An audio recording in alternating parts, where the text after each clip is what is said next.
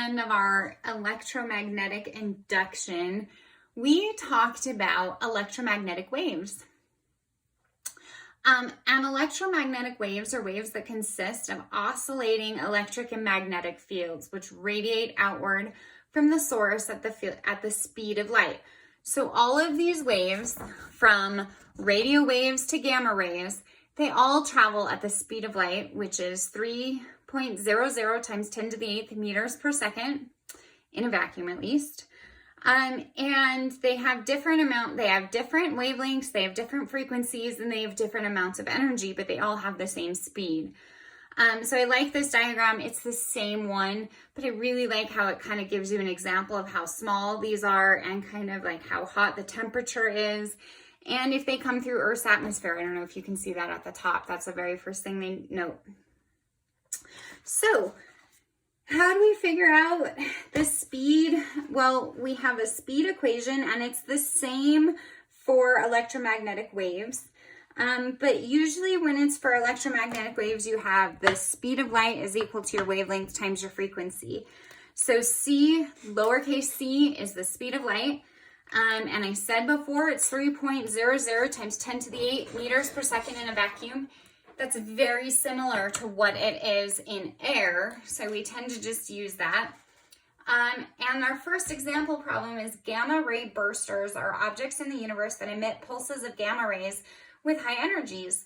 The frequency of the most energetic bursts have been measured at around 3.0 times 10 to the 21st hertz. What is the wavelength of these gamma rays? Well, using our equation, we know that wavelength is equal to the speed of light divided by our frequency.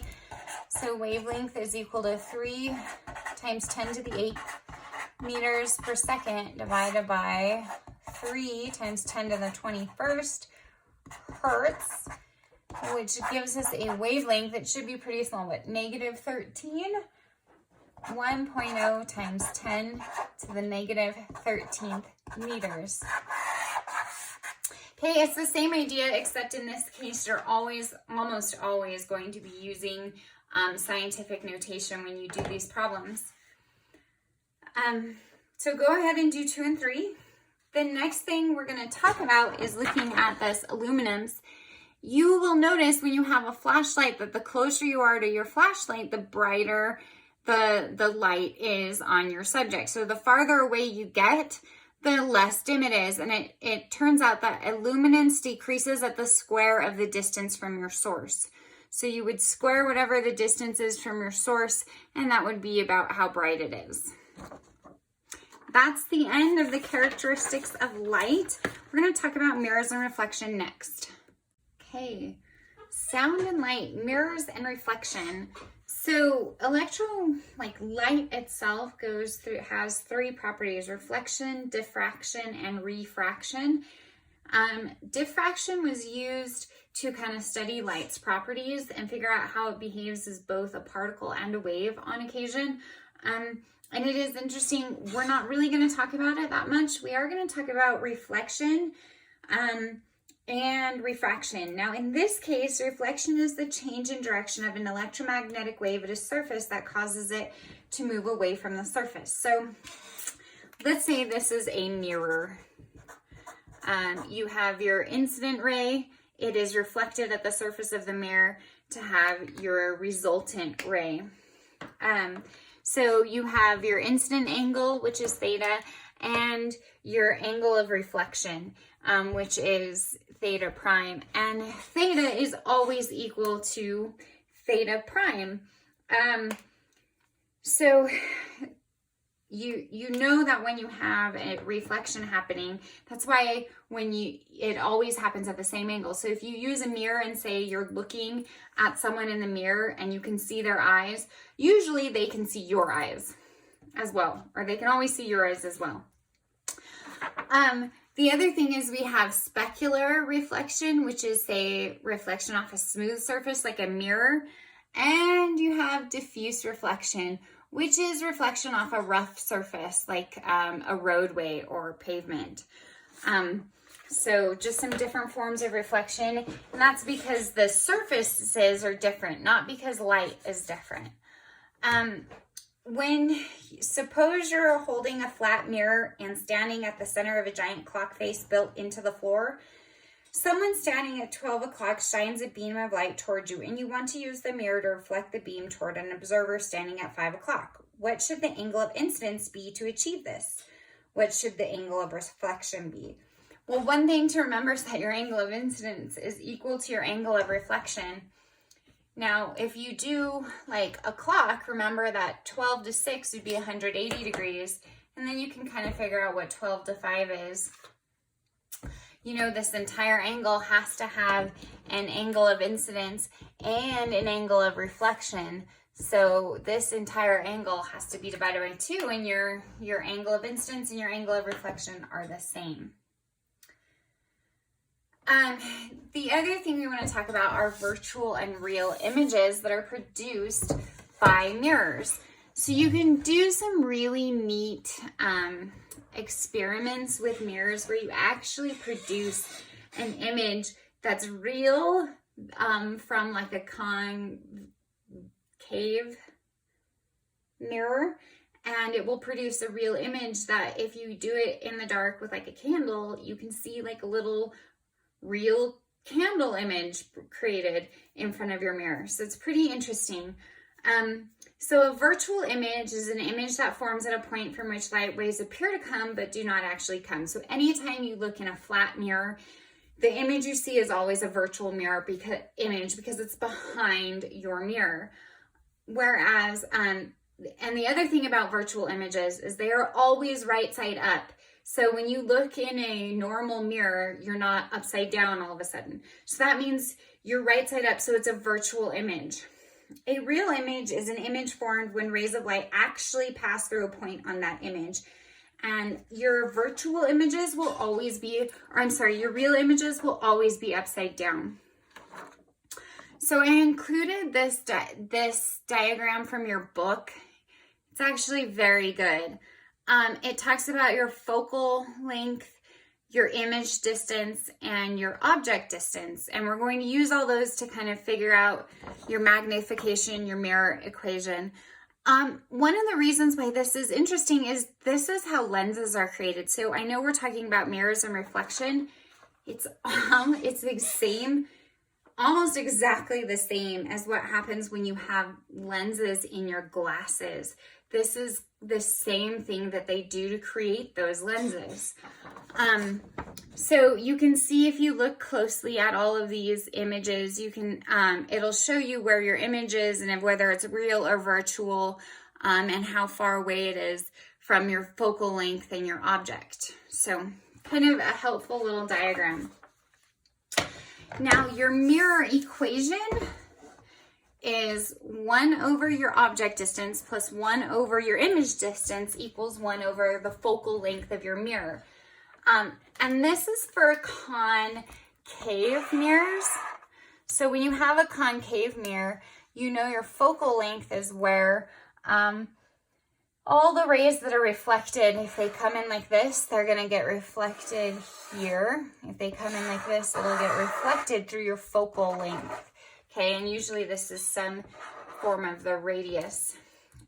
So this is a concave mirror. And then you can also do this for convex mirrors, and there's only one slight distance on convex mirrors that we will talk about. Okay, and this is F, your focal length. This is a convex mirror. Now, convex mirrors are those mirrors where you have them on, say, the rear view mirror of your car, and it always has the little blurb, objects in mirror may be closer than they appear. That's because they make your image usually smaller, but it also allows you to see more area. Now, concave mirrors are the ones that you can use to produce a real image that is upside down and in front of your mirror. So when we talk about mirrors, we talk about magnification, because if you use a concave and a convex mirror, the image that they create isn't the same size as the object, or not always. It can be, depending on where your object's located, but it's not always. So the equation for the magnification is magnification equals the image height H prime is your image height divided by your object height. Or negative, now this negative becomes important, negative image distance divided by object distance. One thing to know about the sign of M that's helpful is if you have a positive sign for M, your image is virtual and upright. If your value for M is negative, your image is real and upside down. Okay, this helps us, like remembering this about positives and negatives and the magnification values. Oh dear, I didn't realize that you couldn't see all of that. That's going to help us to not have to draw the ray diagram for these mirrors, which we would need like a ruler, and you know, you have to be pretty precise on your measurements and everything. So remembering these rules is going to help us, although you can draw an image diagram if you want. Okay, on to the example. Example problem 7. A concave spherical mirror has a focal length of 10 centimeters. Locate the image of a pencil that is placed upright 30 centimeters from the mirror. Find the magnification of the image. Now, one thing to remember about this is you have to keep track of your signs. If you have a concave mirror, your focal point is in front of our mirror. So these are positive signs. Anything behind our mirror, these are negative signs. So this is like when you look in an image, like a mirror, it looks like your reflection, your image looks like it's behind the mirror. That's a virtual image, which means that's a negative distance behind our mirror that we're defining as 0. Okay, so for concave mirrors, this is everything. Our focal point is in front of our mirror, so it's 10 centimeters. Our distance from our mirror, because it's our real object, is 30 centimeters from our mirror. We could change to meters, but because we're dealing all in the same units and these are kind of ratios, we can leave it as centimeters. So we have 1 over Q is equal to 1 over F minus 1 over P, which is equal to 1 over 10, subtract 1 over 30. If we change this into 3/30,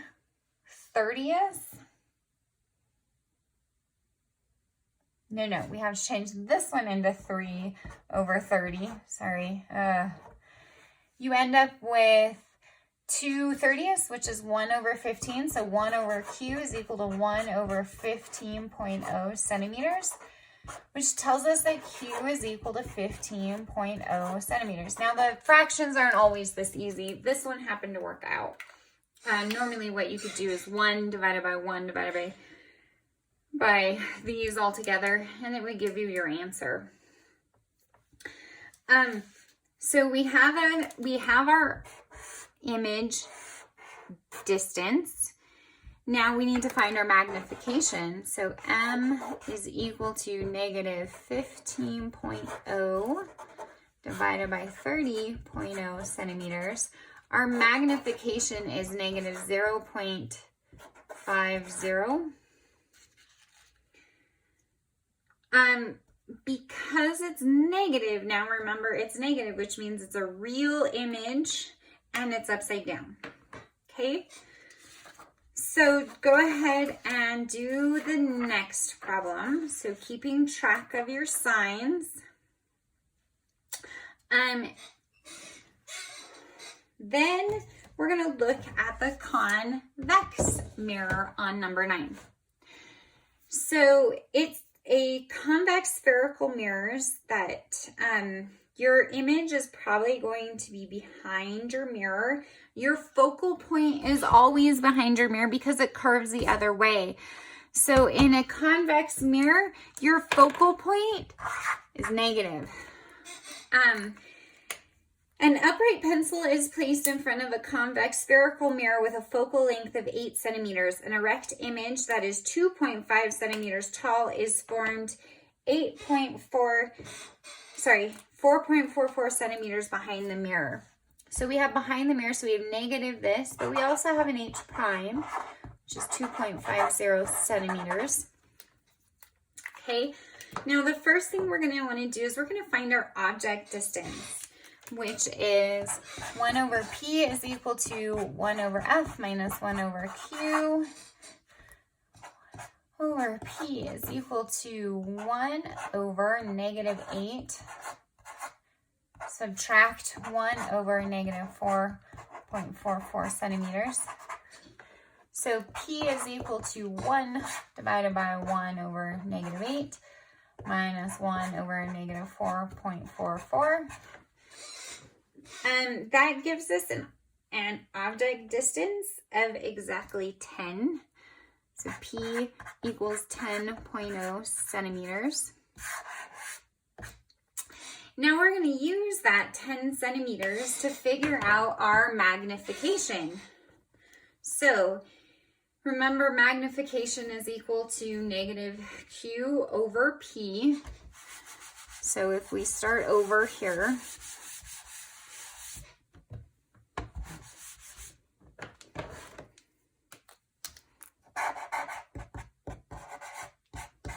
because we found our object distance, we need to find the magnification, which is 4.44 negative, and then you have another negative because the Q is negative divided by 10. This gives you a positive magnification of 0.444. Then remember, you have two definitions for magnification, and the other one being your magnification is equal to your object height over your image height divided by your object height. So we're looking for our object height. So our object height is our image height divided by 0.444, which is 2.50 centimeters divided by 0.444. That gives us an image height, or an object height, sorry, of 5.63 centimeters. Okay, so because our magnification is positive, we have a virtual upright image. Okay, go ahead and do number 10, then we'll move on to color, polarization, and refraction.